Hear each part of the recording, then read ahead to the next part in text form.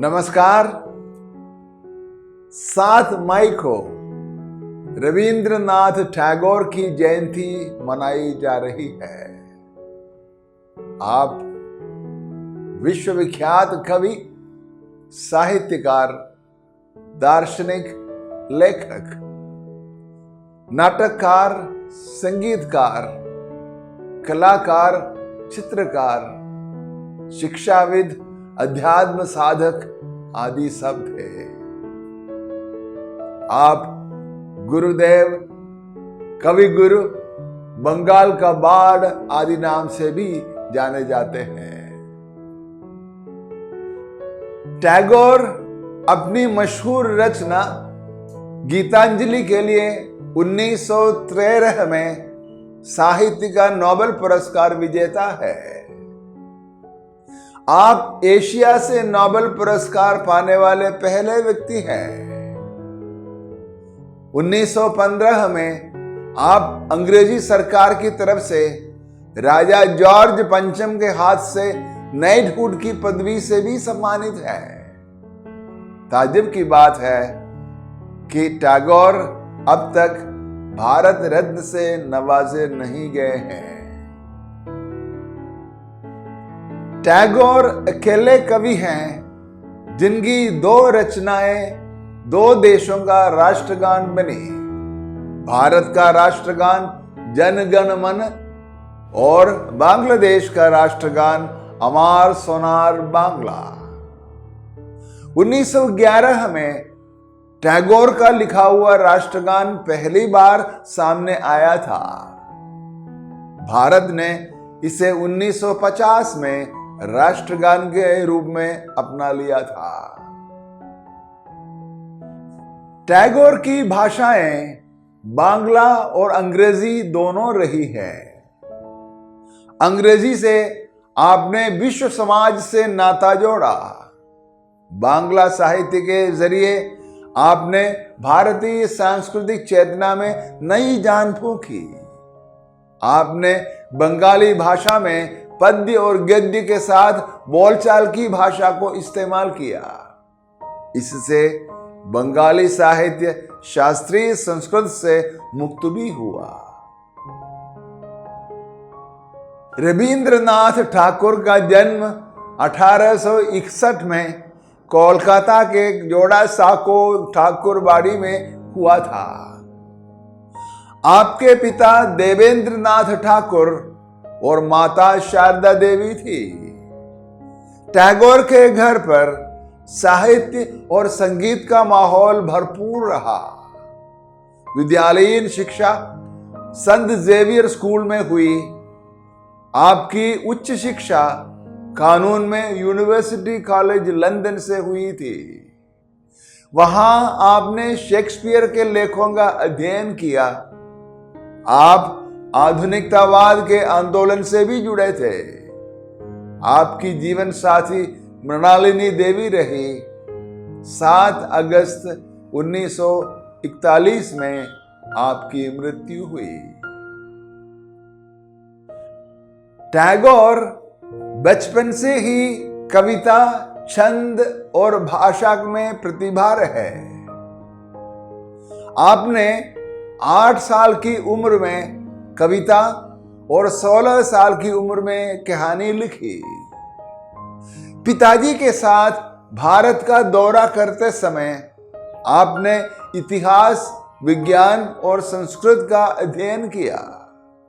आगे चलकर आपने उपन्यास, निबंध, कहानियां, यात्रावृत्त, नाटक, संगीत नाटक, नृत्य नाटक, यात्रा डायरी, आत्मकथाएं और सैकड़ों गाने लिखे।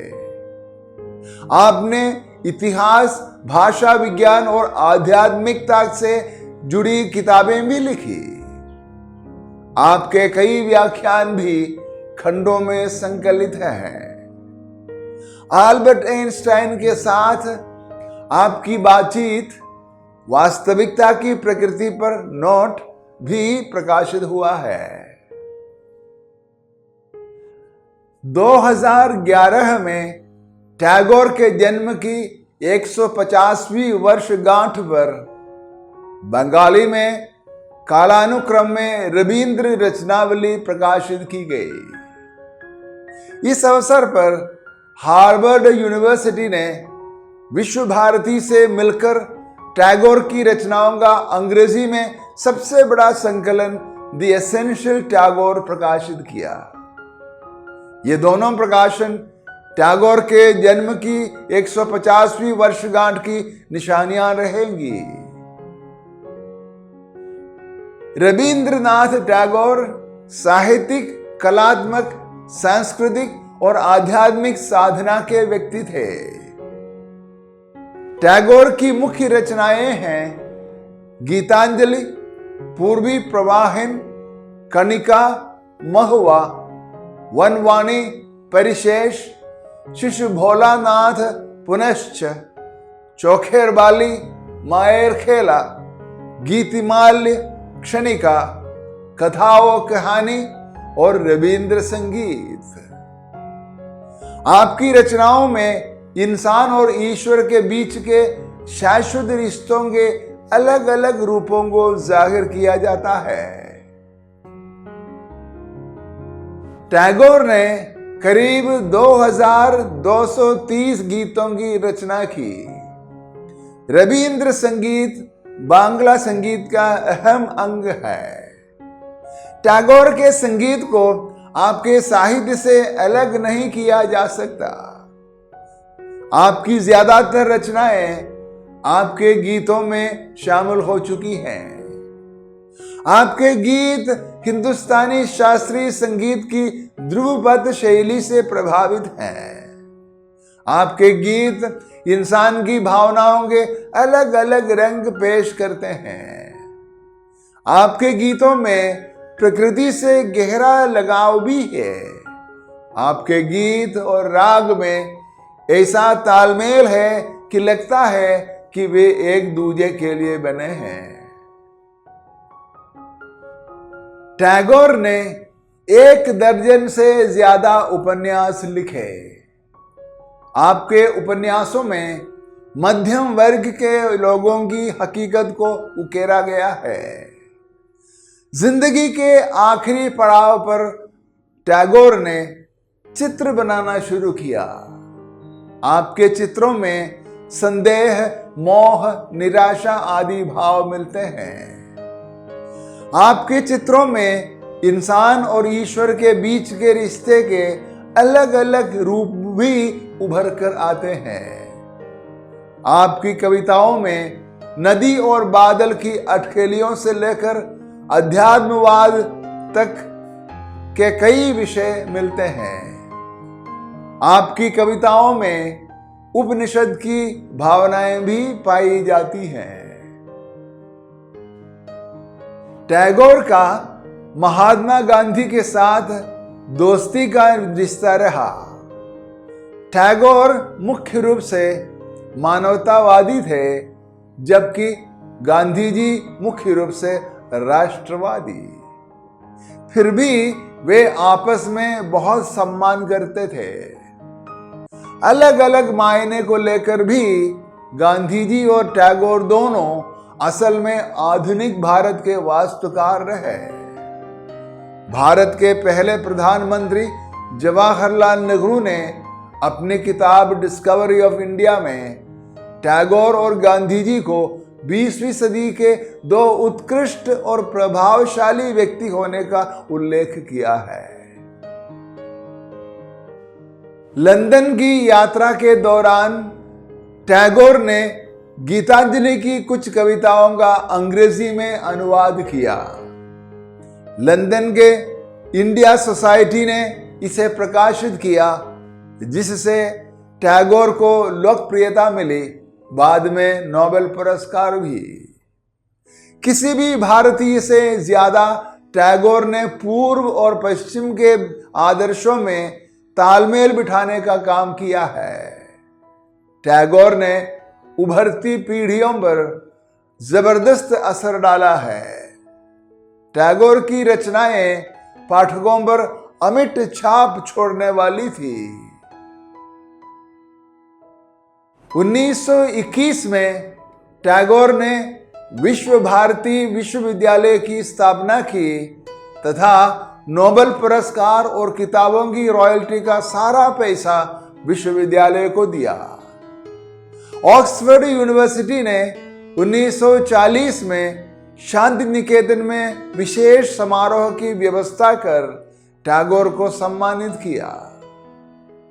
टैगोर की याद में आपकी रचनाओं के अलावा संग्रहालय, मूर्तियां और अनुवाद कई देशों में पाए जाते हैं। टैगोर संत कबीर से बहुत प्रभावित है। टैगोर ने कबीर की सबसे असरदार कविताओं का अंग्रेजी संस्करण 100 पोएम्स ऑफ कबीर प्रकाशित किया। कबीर की कविताओं के सबसे प्रामाणिक संकलनों में टैगोर की इस संकलन की गिनती है। विश्व स्तर पर टैगोर और कबीर दोनों की प्रशस्ति में यह रचना वजह भी रहे। रविंद्रनाथ टैगोर एक बहुआयामी शख्सियत रहे। आप साहित्य, संगीत, कला, अध्यात्म आदि की मिली जुली मानव चेतना के धनी थे। ऐसे सम्यक, समग्र, संपूर्ण और प्रबुद्ध हस्ती बिरले ही पैदा होते हैं। टैगोर की मानवीय, आध्यात्मिक और विश्व चेतना भारत में ही नहीं समूची दुनिया में हमेशा जीवित रहेगी, इसमें कोई शक नहीं है। रविंद्रनाथ टैगोर जयंती 2024 के पुनीत मौके पर institute of harmony and peace studies New Delhi की तरफ से आप लोगों से मेरा यह अपील है कि हम लोग टैगोर की समग्र और संपूर्ण तथा मानवीय और आध्यात्मिक शख्सियत से प्रेरणा लें और देश व समाज की बेहतरी की दिशा में कार्य करने की चेतना से धन्य हो जाएं। गुरुदेव और कवि गुरु रविंद्रनाथ टैगोर की जय हो। धन्यवाद।